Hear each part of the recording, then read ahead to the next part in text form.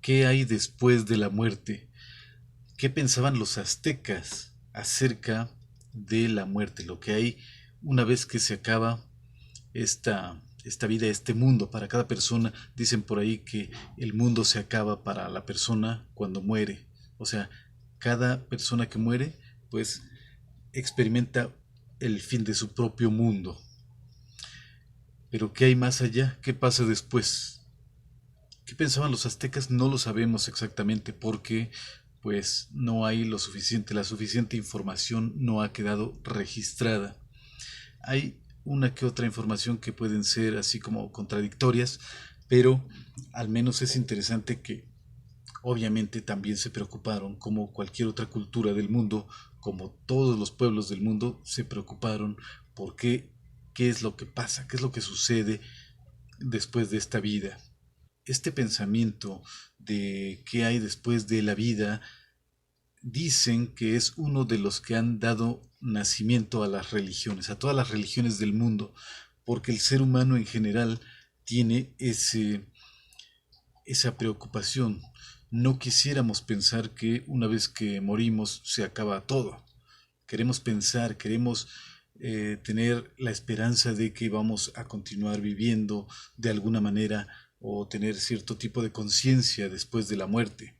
Hay una que otra persona de esos que se dicen ateos o que se creen demasiado intelectuales, a veces que dicen que a ellos no les importa, que ellos con o sin problema pueden aceptar la idea de que una vez que mueran simplemente ahí se acaba todo. Puede ser, pero honestamente creo que a la mayoría sí nos perturba un poquito el pensar, el saber, querer saber qué podría haber más allá. Pero si bien a algunos nos parece que pueda ser imposible saberlo, pero las distintas culturas se han creado sus propias versiones de lo que hay más allá. O sea, que existe el más allá, quién sabe, ¿no? Por ejemplo, los aztecas creían que había 9 mundos, 9, vamos a decir, infiernos que se han dicho, mundos hacia abajo, inframundos. Entonces, para los aztecas había 9 inframundos. Y es curioso que alguna cultura del otro lado del mundo también tenía esas ideas, ¿no? De 9 inframundos.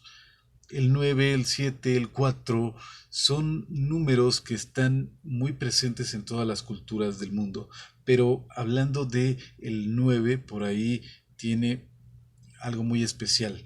Ese número 9, el 9 para los aztecas tenía mucho que ver con la muerte, precisamente porque creían que había 9 mundos hacia abajo, 13 mundos hacia arriba y 9 hacia abajo. Y bueno, todos esos 9 mundos, cada uno de ellos, la persona que moría iba pasando, como ir cumpliendo, digamos, como en los videojuegos, ¿no? Que va pasando de nivel, pues así el muerto tenía que ir pasando obstáculos, tenía que ir cruzando llanuras o distintos tipos de paisajes y situaciones, de tal manera que al final pues llegaba al último nivel del inframundo, al inframundo más bajo, y es ahí donde podemos creer que ahí se acababa todo. Llegaba ahora sí el momento de simplemente descansar, desaparecer para siempre. Pero, ¿por qué 9? ¿Por qué el número 9? Pero antes de entrar con esto de que el número 9, hay que también mencionar que el perro, el animal más amado por el ser humano, yo me atrevo a decir que es el más amado. Hay otros que como que medio le quieren hacer la competencia, pero creo que ninguno le llega, ni siquiera el gato, que yo diría que es el segundo animal más amado por el ser humano, pero está por ahí el caballo, está, no sé, puede haber uno que otro. Y ya si metiéramos a los animales exóticos que ahora eh, se tienen por ahí como mascotas, pero la verdad, vamos a ser honestos, el perro es el mejor amigo del hombre y es el inseparable compañero en todas las culturas. Entonces, bueno, el perro estaba relacionado en la cultura mexica para los aztecas más bien mexicas, pero más comúnmente conocidos como aztecas, le, pues ellos consideraban que el perro estaba relacionado, que en algún momento el perro tenía que ayudar al alma de el que había sido su dueño en vida a cruzar el río, o sea, se está dirigiendo hacia el eterno descanso. Entonces hay un río que no sabemos exactamente si pues se está refiriendo a alguna, podemos decir, una etapa de la descomposición del cuerpo, qué significa ese río exactamente, quién sabe, pero por cierto que ese río nuevamente está presente en ideas y mitologías de otras partes del mundo. Y el perro también, el perro, tan solo por decir el cancerbero. O sea, ahí hay ciertos símbolos que podrían trascender a la cultura, en este caso mexica. Podría ser que eh, por alguna razón que desconocemos, está como que presente o es una constante en la mente y en las ideas del ser humano. ¿Por qué? ¿Quién sabe? ¿Por qué se llegan a las mismas ideas en distintas partes del mundo, con distinta religión, con distinta manera de pensar?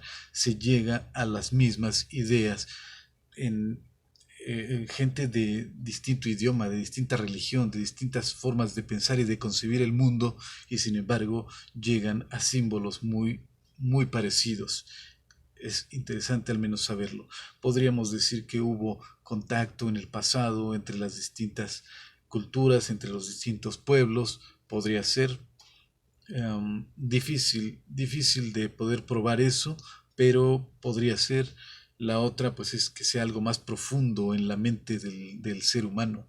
Todos los seres humanos tenemos en común, pues, eh, digamos que funcionamos igual, pues somos los mismos, la misma especie. Entonces llegamos a el mismo funcionamiento, armamos el mismo modelo del mundo, aunque un poquito ahí con ciertas variaciones, pero a final de cuentas como que armamos el mismo modelo del universo o del mundo. Entonces nos armamos una mitología parecida. Y bueno, decimos mitología porque a final de cuentas no sabemos qué haya más allá. Creemos que lo que no conocemos no existe. Y otros, al contrario, se ponen a imaginar cosas y luego las aseguran. ¿Cómo alguien nos puede decir lo que hay más allá? ¿Cómo nos pueden los sacerdotes, a través de la historia, cómo podían los sacerdotes decir qué cosa hay más allá? Una de esas preguntas que la gente, yo diría que hasta la gente más ignorante a veces pregunta, dice, bueno, ¿y que tú ya fuiste al infierno? ¿O ya fuiste al cielo? ¿O ya fuiste al más allá, a la tierra de los muertos, al inframundo, ¿cómo le llaman también en esas ideas católicas que dicen que el purgatorio y otros como que estados intermedios entre este mundo y el infierno o el cielo? O sea, ¿cómo saben los sacerdotes lo que existe? Tienen instrucciones de cómo va a ser el paso hacia el inframundo, hacia el otro, hacia el más allá. ¿Cómo va a ser el paso? ¿Qué es lo que tienes que hacer? ¿Qué es lo que le tienes que decir a tal o cual personaje que se te presente o que venga a recibirte o que te quiere impedir el acceso? Entonces, ¿cómo es que estos sacerdotes tenían esa información? O sea, ¿quién había ido ya al mundo de los muertos y regresado para saber cómo será el paso? Pero como sea, no nos atrevemos a descalificarlo totalmente, salvo los que son demasiado inteligentes y ateos. Esos sí pueden descalificar totalmente esas creencias. Pero por lo menos la gente como yo no nos atrevemos a asegurar que todo eso sea mentira o que la religión nos mienta totalmente. Ahora, hay una teoría de una de las grandes autoridades de la arqueología en México que dice que esos 9 mundos, esos 9 inframundos, 9 niveles hacia la desaparición total, la muerte total, esos 9 mundos que creían los aztecas que existían serían algo así como el regreso a, al lugar donde se está antes de venir a este mundo. ¿Dónde estamos antes de venir a este mundo? Pues en todas partes y en ningún lugar al mismo tiempo. Y venimos a existir a través de nuestra madre. Entonces pasan 9 meses, 9 meses desde que no existimos hasta que vamos desarrollándonos, 9 meses aproximadamente, hasta que salimos a la luz de este mundo.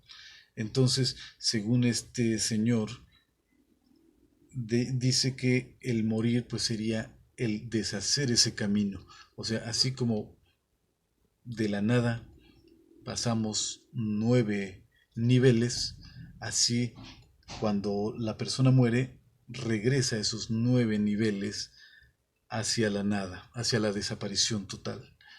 Es regresar por ese camino por donde llegamos, ¿no?